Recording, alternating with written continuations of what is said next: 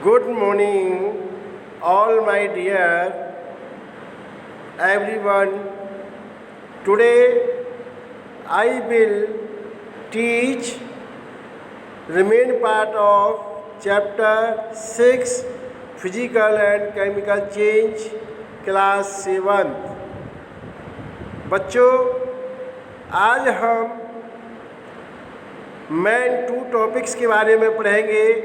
First हमारा है galvanisation और दूसरा है क्रिस्टलाइजेशन।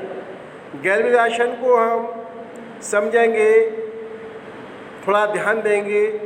जैसा कि आप जानते हैं, लोहे को हमें जंग से बचाने के लिए क्या करते हैं, तो इसके बारे में आज हम समझेंगे।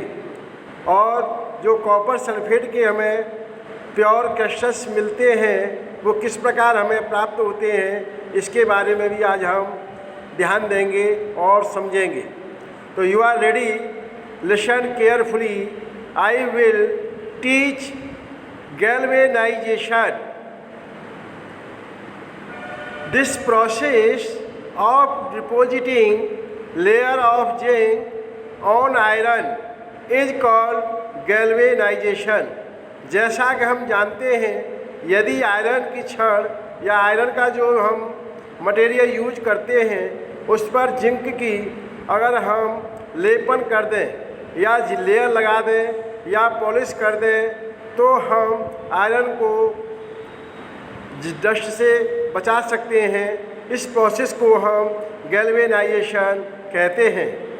जैसा कि आपने देखा होगा, जो हमारे बिल्डिंग्स हैं, इसमें हम वाइट वॉशिंग करते हैं, तो उस समय इसका कलर कैसा होता है, और some time after some time the colour is fact. तो हम कुछ समय बाद देखते हैं कलर उसका फीका हो जाता है।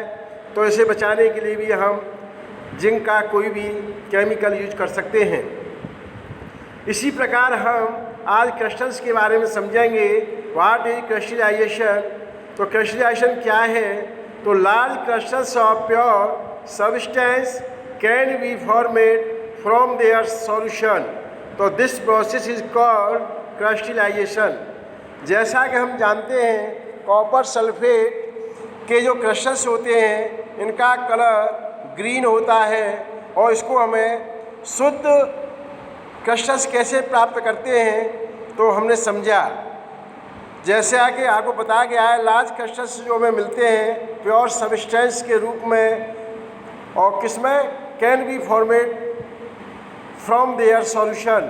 जो सॉल्यूशन हमें मिला था, उसमें लार्ज क्रिस्टल्स हमें कॉपर सल्फेट के मिलते हैं। इसी प्रोसेस को हम क्रिस्टलाइजेशन कहते हैं।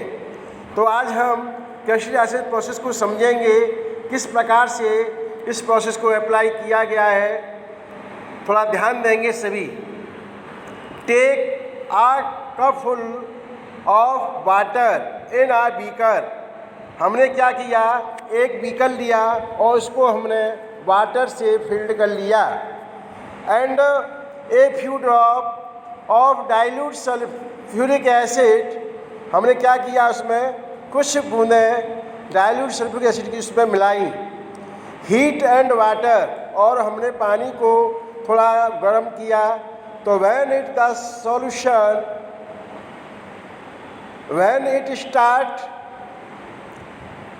boiling and copper sulfate powder, अब स्लोली हमने क्या किया, उसके पश्चात उसमें थोड़ा थोड़ा करके हमने कॉपर सल्फेट का जो पाउडर था, उसको धीमे धीमे हमने वाइल स्ट्रिंग उसको मिलाया।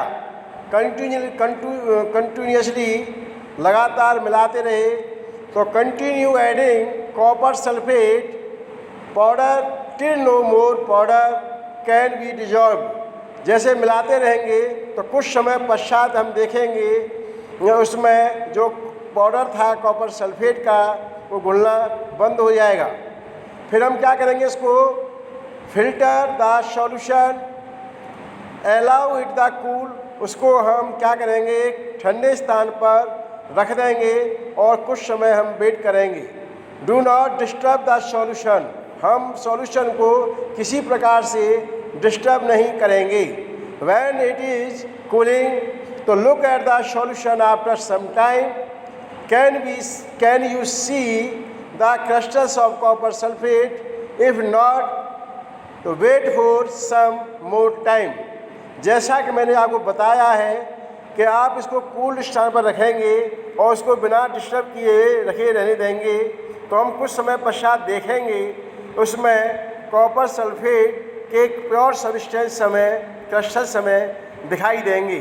यदि दिखाई नहीं देते हैं तो उसका हम टाइम पीरियड और इंक्रीज करेंगे और उसके पश्चात हम देखेंगे तो उसमें 100% हमें कॉपर सल्फेट के क्रिस्टल्स दिखाई देंगे, ऐसा आप समझेंगे।